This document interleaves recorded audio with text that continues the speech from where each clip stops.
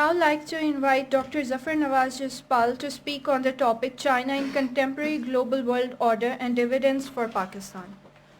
Thank you very much. And it's, again, let me repeat it, that it's an important opportunity for me to share my views with you on China and contemporary global world order and dividends for Pakistan. Of course, in the next 10 to 12 minutes, I try to just highlight or flash important points, and on the basis of that, you can draw your own conclusions. The second important thing in this context is that it assists us to interlinking, because within the China, people are part of this conference and they are watching and they are also making a presentation. So we will be able to understand how we are looking from this side and what they are looking from that side. So having said this, let me start. When we look about the China in this emerging politics, the China is in a competition with the sole superpower, and now we call it preeminent power.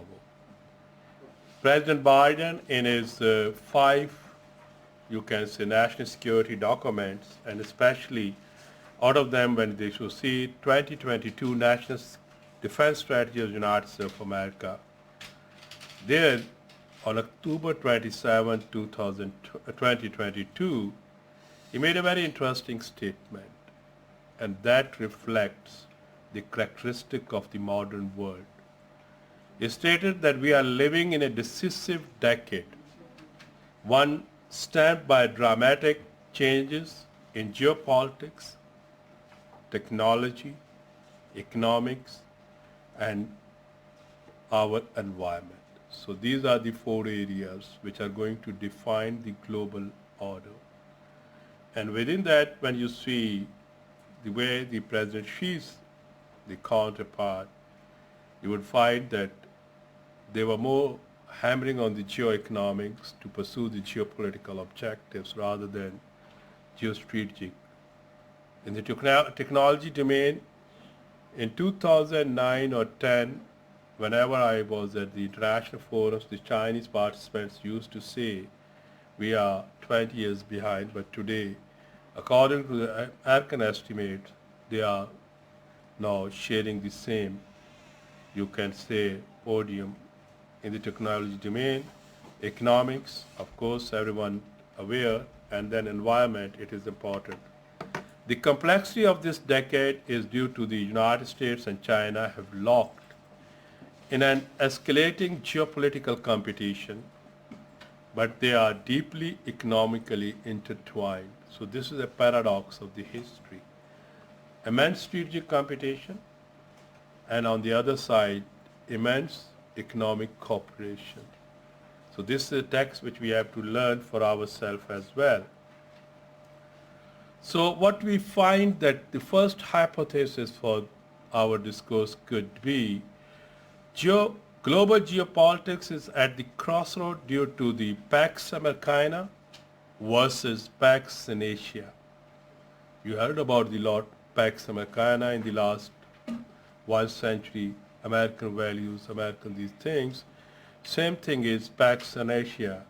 When you look about the word destiny, future world, Silk Road, Belt and Silk Road.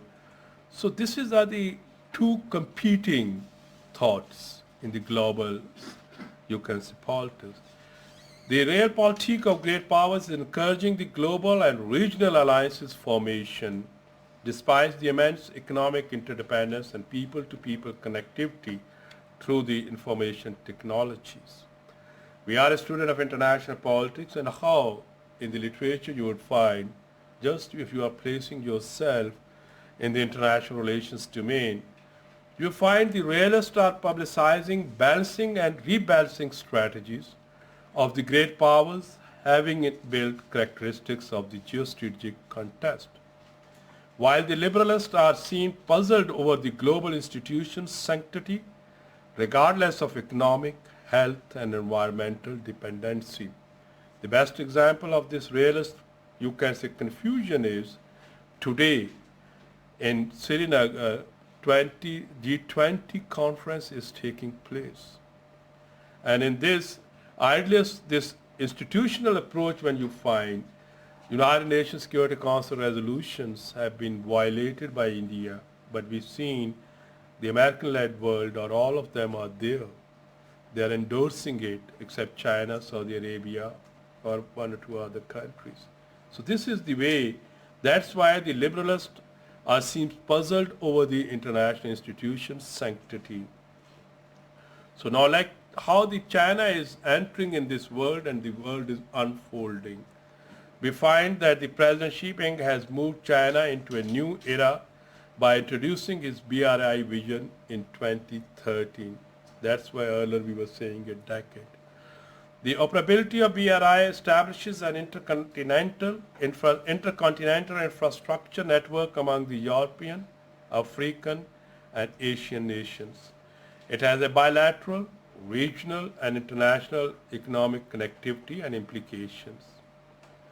On May 15, 2017, China's President Xi said, while highlighting the BRI aim, he said, "We need to seek win-win results through greater openness and cooperation, avoid fragmentation, refrain from setting inhibitive thresholds for cooperation or pursuing exclusive arrangements, and reject protectionism."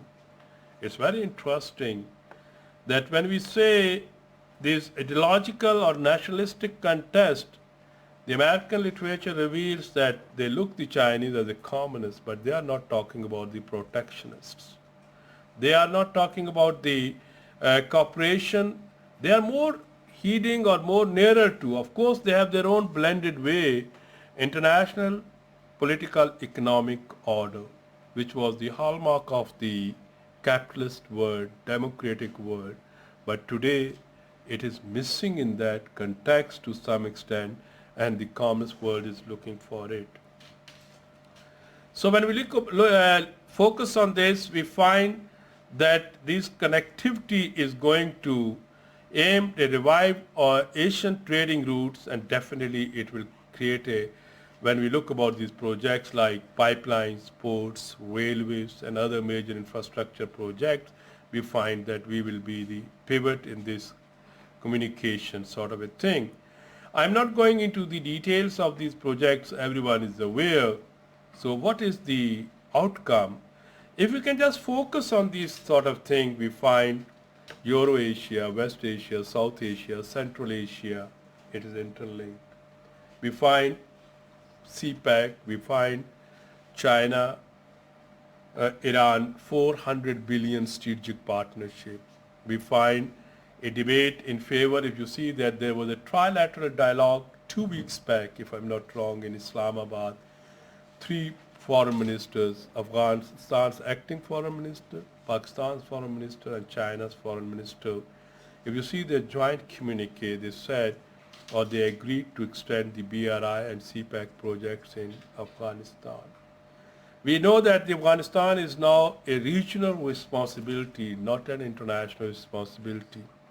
The region has to bear, and region can only bear if Afghanistan's geostrategic significance is transformed into a geo-economic significance. From proxy war, you can say theater, to a hub of trade connectivity, or a junction of civilizations meeting, and that could be only possible if the infrastructure is established in Afghanistan. And this trilateral dialogue in Afghanistan, it germinated a optimism about this connectivity.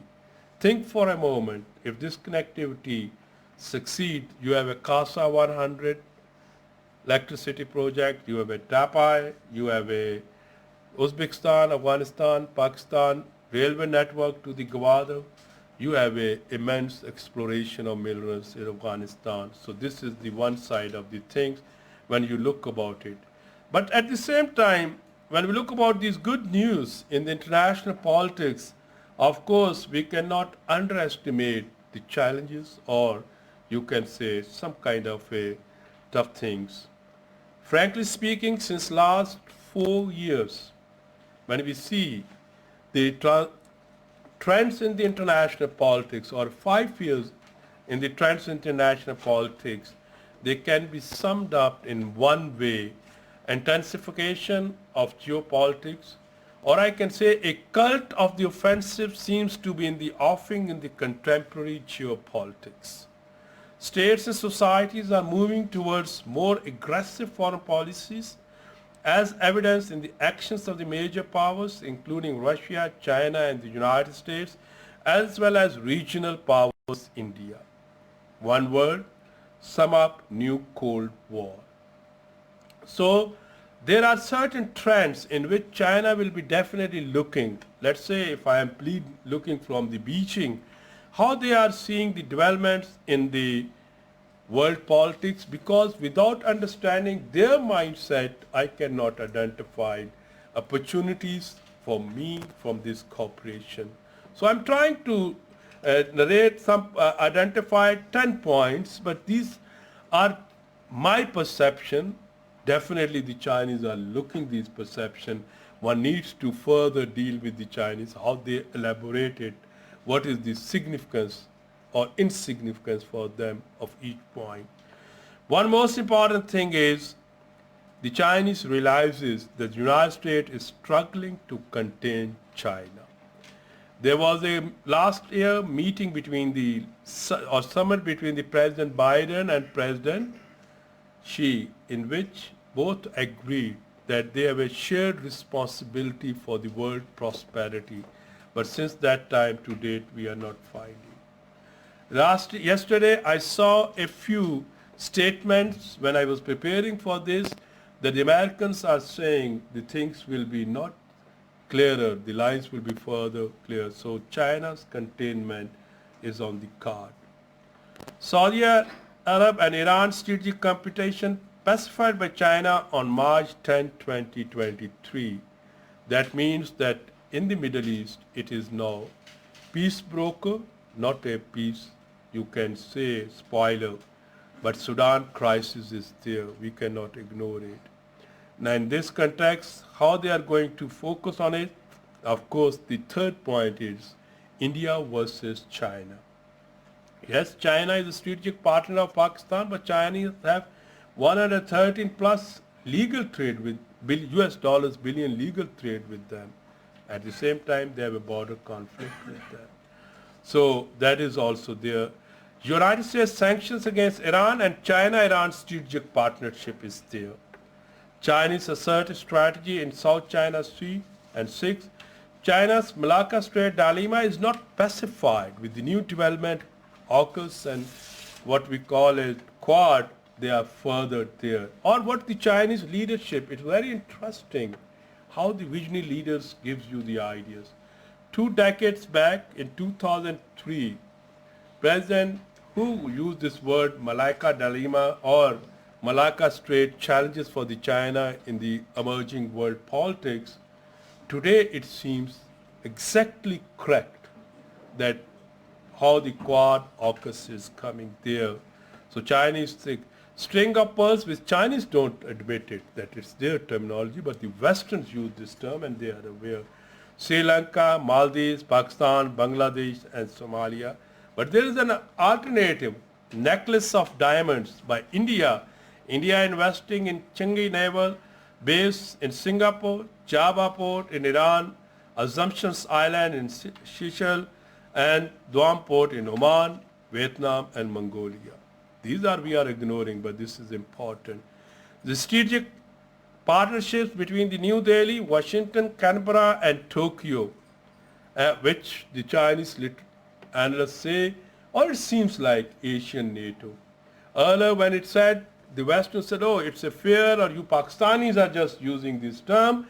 But now if you see, just see 2022 NATO's visions, NATO's strategic vision or a strategic plan vision 2022, I think June, July. You can as a student download it and just put China in it. First time in the NATO defense vision or defense document, China's word has been used as a challenge to the NATO. Before that, you did not find this sort of thing. Definitely. And then we have AUKUS, and my final word is this. that Indian Ocean developments in this context. So when we look about these kind of the things, we find, as I pointed out, that Americans are portraying situation as an ideological contest between liberal democracy and communist authoritarianism, while China describes it as a civilizational clash. Exactly what Samuel P. Huntington was saying way back in summer 1993. China-United States systems rivalry and competition has been spiraling and generating debate about what I said in the hypothesis, Pax Americana versus Pax in Asia. Of course, China is also looking for partners, and its partnership with Russia and its more important cooperation and strategic partnership with Pakistan. So the dynamics of this world order, it is now making us all to feel. And my final word is that the dynamics of global geopolitics are facilitating economic interdependence among the South and Central Asians and simultaneously hardening the strategic competition among the Southern Asian nations. Hardening strategic competition, I mean India, Pakistan and China. President Xi's Belt and Road Initiative has been encouraging and also facilitating regional connectivity between the Central, West, South, West, Euro-Asian nations. Pakistan is a pivot for these Central Asia, West Asia, South Asia. And CPEC is a major project of BRI, an important project for Pakistan's prosperity. So with this, we are also looking that there's a shift in the South Asian environment. The geopolitical shifts in South Asia over the past 5 years, in particular increasing China-US competition, the decline in China-India relations after multiple and ongoing border skirmishes, and the 2021 withdrawal of US forces from Afghanistan have prompted changes in the China-Pakistan relations, which is good for Pakistan-China's friendship or forcing. So I can conclude this. The BRI introduced a variable of change in the current global geopolitical order, which compromised the United States' 3-decade global hegemony, commonly referred as a sole superpower stature. BRI projects increase simultaneously Beijing's influence in entire Asian nations. BRI is deepening China's ties with the rest of the world, and Pakistan is lucky because CPEC is one of the flashing project of the BRI. Having said this, yes, we have a dividends, we have opportunities, but how we cash them, the challenge is how we make ourselves prepared intellectually, academically, you can say professionally, as well as in a security domain or political instability and economic stability. All these 5-6 key factors which are going to determine whether Pakistan will be going to reap these dividends or not. Dividends are there, but are we prepared and how much we have to work? So now opportunity is in front of us. How we cash this opportunity, it depends. Thank you very much.